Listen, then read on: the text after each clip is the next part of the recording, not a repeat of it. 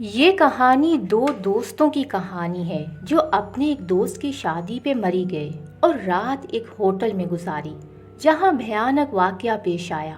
آئیے انہی کی زبانی یہ کہانی سنتے ہیں۔ میرا نام زین ہے۔ ہم تین بہت اچھے دوست تھے۔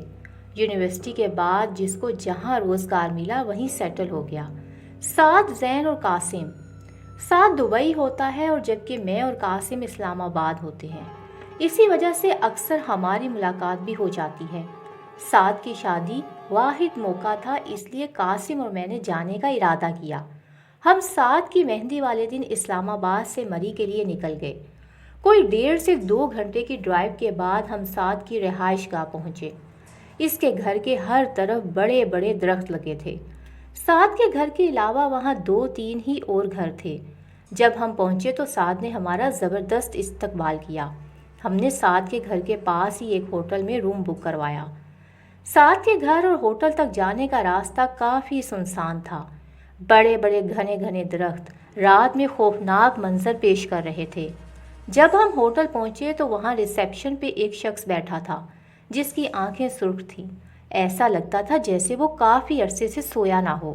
ہم نے اس شخص سے کمرے کا پوچھا تو وہ ہمیں فرسٹ فلور پہ لے گیا اور وہاں اشارہ کرتے ہوئے بولا کہ یہ کمرہ آپ لوگوں کا ہے، اگر کسی چیز کی ضرورت ہو تو بتا دینا، میں یہیں موجود ہوتا ہوں۔ یہ کہہ کر وہ چلا گیا، لیکن اچانک مڑ کر کہا کہ اپنے کمرے کے علاوہ کسی کمرے میں جانے کی اجازت نہیں ہے۔ ہم دروازہ کھول کر اپنے کمرے میں آ گئے، جلدی سے سامان رکھا۔ سفر کی تھکاوٹ کافی تھی اور فنکشن بھی اٹینڈ کیا تھا، اس لیے دل کیا جلدی سے لیٹ جائیں۔ اس رات ہم سکون سے سوئے۔ صبح ہوئی، ناشتہ کیا اور بارات کی تیاری کرنے لگے، کیونکہ بارات کا فنکشن دن کا تھا۔ بارات کے لیے تھوڑا دور جانا تھا، جو تقریباً یہاں سے 1 گھنٹہ دور تھا۔ ہم تیار ہو کر سعد کی طرف چلے گئے۔ جب بارات جانے لگی تو سعد کے والد نے کہا کہ میں بھی تم لوگوں کے ساتھ ہی بیٹھ جاؤں، کیونکہ باقی گاڑیوں میں جگہ فل ہو گئی ہے۔ ہم بارات کے ساتھ نکل پڑے۔ پورا راستہ سعد کے والد کے ساتھ گپ شپ رہی۔ سفر بہت ہی مزے کا تھا۔ فنکشن سے واپسی پر گاڑی سعد کے گھر پارک کی اور ہوٹل کی طرف چل پڑے۔ تھوڑا آرام کیا اور اس کے بعد دل کیا کیوں نہ اوپر جا کر ویو کو انجوائے کیا جائے۔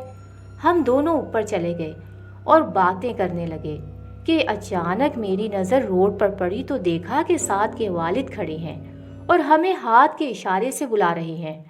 سردیوں کی شام تھی اور مغرب کے بعد اندھیرا جلدی ہو چکا تھا۔ میں اور میرا دوست نیچے آئے تو دیکھا کہ وہاں سعد کے والد تھے ہی نہیں۔ میں نے سوچا کہ ہوٹل چلے گئے ہوں گے۔ میں نے پوچھا تو جواب ملا کہ یہاں تو کوئی بھی نہیں آیا۔ میں نے سعد کو کال کی اور انکل کے بارے میں پوچھا تو سعد نے کہا کہ ابو تو پچھلے 1 گھنٹے سے میرے ساتھ ہی ہیں، تم دونوں کو غلطی لگی ہوگی۔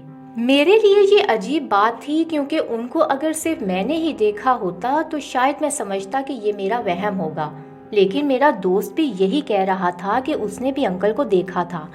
ہم نے اس بات کو نظر انداز کیا کہ شاید ہم دونوں کا وہم ہے۔ رات کے 9 بج رہے تھے۔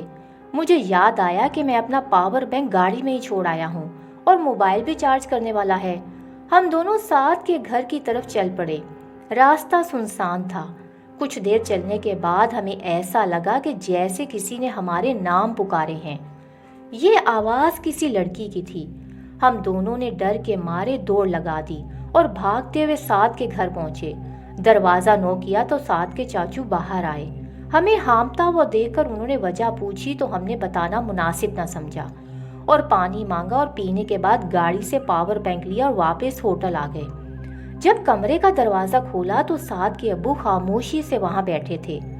ہم یہ منظر دیکھ کر حیران رہ گئے کہ دروازہ تو لاک تھا اور چابیاں ہمارے پاس تھیں۔ ہم نے ان سے پوچھا کہ آپ اندر کیسے آئے؟ انہوں نے ہاتھ کے اشارے سے ہمیں خاموش رہنے کو کہا۔ میں نے اپنے دوست کو کہا کہ سعد کو کال کر کے پوچھو کہ اس کے والد کہاں ہیں۔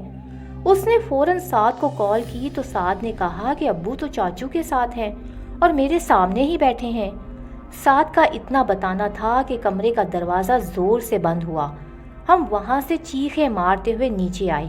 ریسیپشن پہ بیٹھے شخص کو بتایا۔ جب وہ ہمارے ساتھ کمرے میں آیا تو دیکھا کہ کمرہ تو خالی تھا۔ ہمارے اصرار کرنے پر ہوٹل کی CCTV فوٹیج دیکھی تو اس میں صرف یہی نظر آیا کہ کمرے کا دروازہ خود ہی کھلا اور خود ہی بند ہوا۔